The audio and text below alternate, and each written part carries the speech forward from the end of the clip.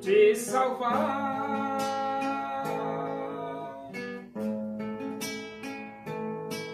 Seu filho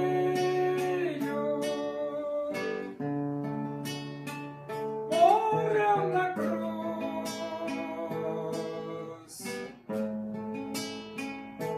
simplesmente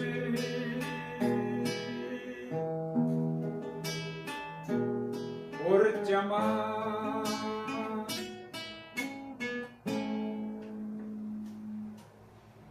Vamos abrir a Bíblia? Epístola de Paulo aos Gálatas, capítulo 2. Nós vamos ler do versículo 11 até o versículo 21. Diz assim as Escrituras Sagradas, a palavra de Deus. Quando, porém, Cefas veio a Antioquia, resisti-lhe face a face, porque se tornara repreensível. Com efeito, antes de chegarem alguns da parte de Tiago, comia com os gentios. Quando, porém, chegaram, afastou-se e por fim veio a apartar-se, temendo os da circuncisão. E também os demais judeus dissimularam com ele, a ponto de o próprio Barnabé ter se deixado levar pela dissimulação deles. Quando, porém, vi que não procediam corretamente segundo a verdade do Evangelho, disse a Cefas, na presença de todos: se sendo tu judeu, vives como gentil e não como judeu, por que obrigas os gentios a viverem como judeus? Nós, judeus por natureza, e não pecadores dentre os gentios. Sabendo, contudo, que o homem não é justificado por obras da lei, e se mediante a fé em Cristo Jesus.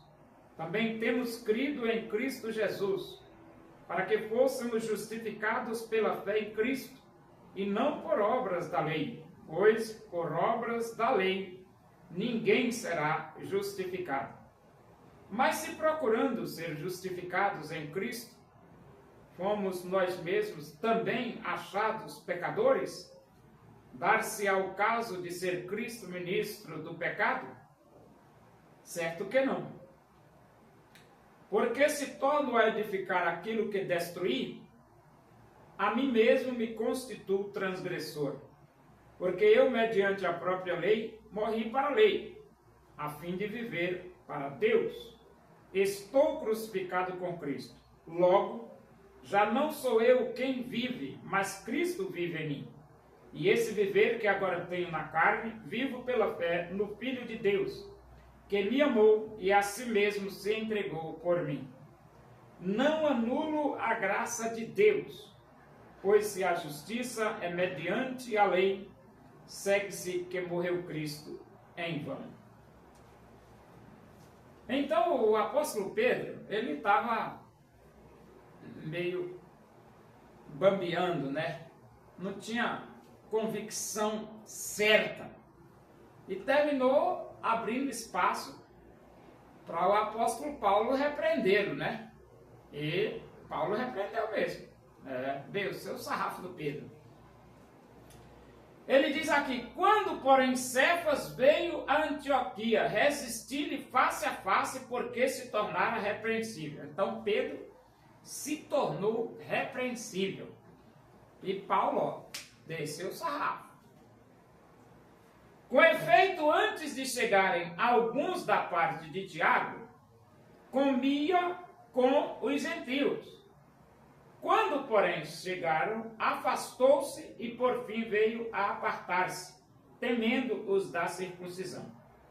O que é isso aqui? Aqui o Evangelho, ele nasceu dentro do judaísmo. A religião que prevalecia era o judaísmo. De acordo com o judaísmo, um judeu não podia comer com um gentil. Era proibido pelo judaísmo. Só que o Evangelho quebrou todas essas regras. Mas existiam os cristãos que ainda defendiam o judaísmo, dentro do cristianismo, defendendo o judaísmo. E os cristãos, dentro do cristianismo, que não defendiam o judaísmo. Paulo era um deles. E então, Pedro, inseguro, ele comia com os gentios.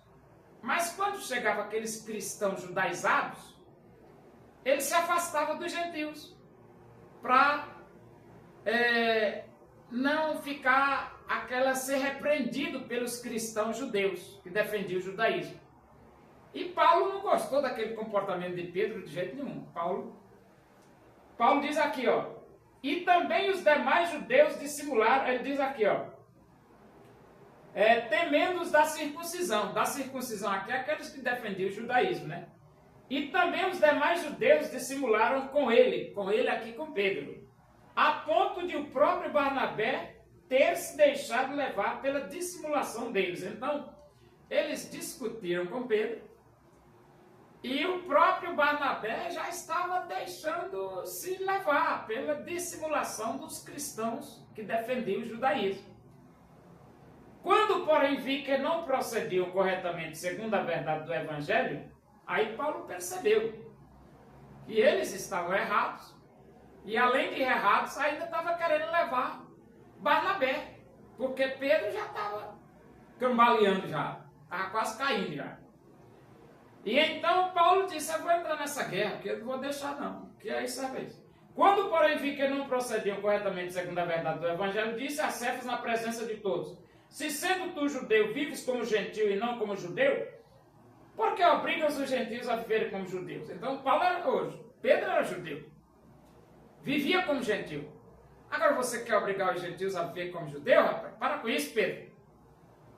Nós, judeus por natureza, e não pecadores dentre os gentios. Por quê? Porque a nação de Israel era considerada uma nação santa, enquanto que as outras nações eram consideradas profanas. O gentio era considerado profano, e os judeus um povo santo. É por isso que Paulo diz aqui, nós, judeus por natureza, e não pecadores dentre os gentios.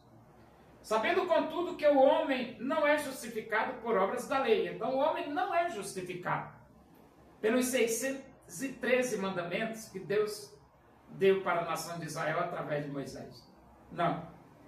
E, sim, mediante a fé em Cristo Jesus, nós somos justificados pela fé em Cristo Jesus. Por que pela fé? Porque foi Jesus que morreu, derramou seu sangue, foi sepultado e ressuscitou. Se Jesus não tivesse morrido, sido sepultado e ressuscitado ao terceiro dia, ninguém seria salvo. Todo mundo ia para o inferno. Todo mundo ia para o fogo quente do inferno. Mas agora não. Jesus morreu, Jesus foi sepultado, Jesus ressuscitou. E agora você pode ter vida eterna através de Jesus. E ele diz aqui, também temos crido em Cristo Jesus, para que fôssemos justificados pela fé em Cristo. Tudo bem. Então nós somos justificados pela fé em Cristo. Não somos justificados pelas 613 leis que Moisés deu para os filhos de Israel. Não. Você pode obedecer todas as 613 leis. Você vai para o inferno do mesmo jeito. Por quê? Porque não justifica. Agora, se você aceitar Jesus Cristo como seu Salvador, aí você tem vida eterna. É isso que Paulo está dizendo. Ele está dizendo, e não por obras da lei. Pois por obras da lei ninguém será justificado. Então você não vai ter vida eterna, obedecendo os 613 mandamentos que Deus deu para Israel através de Moisés. Por que não? Porque Jesus é o único que salva, só Jesus Cristo salva. Não insista esse negócio de obedecer lei, porque você não será salvo pela obediência à lei.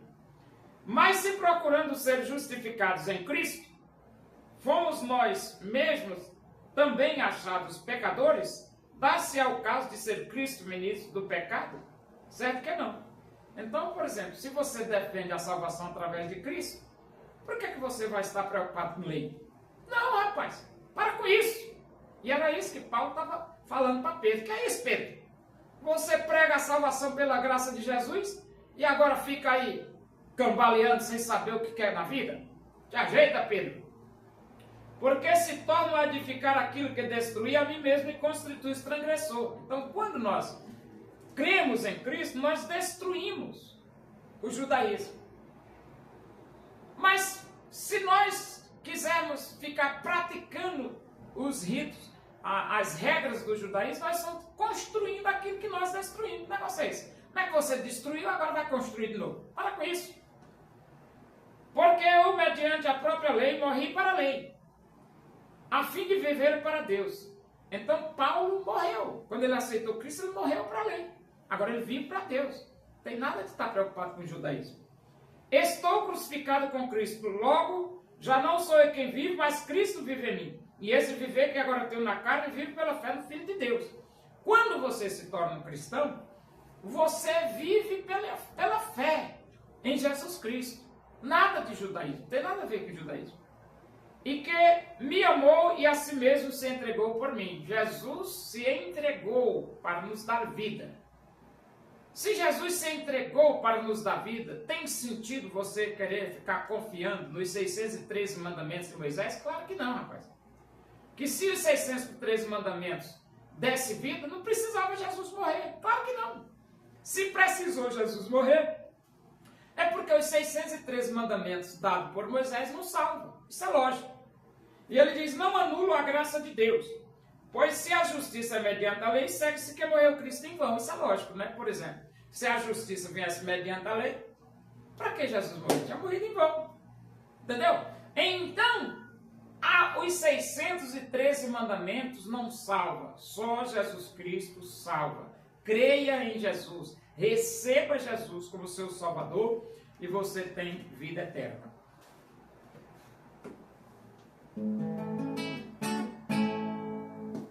Deus usou o profeta Elias, demonstrando o seu poder, pois ele se dedicou servindo a Deus com prazer. O povo reconheceu que só o Senhor é Deus, buscando de coração em todo caminho seu.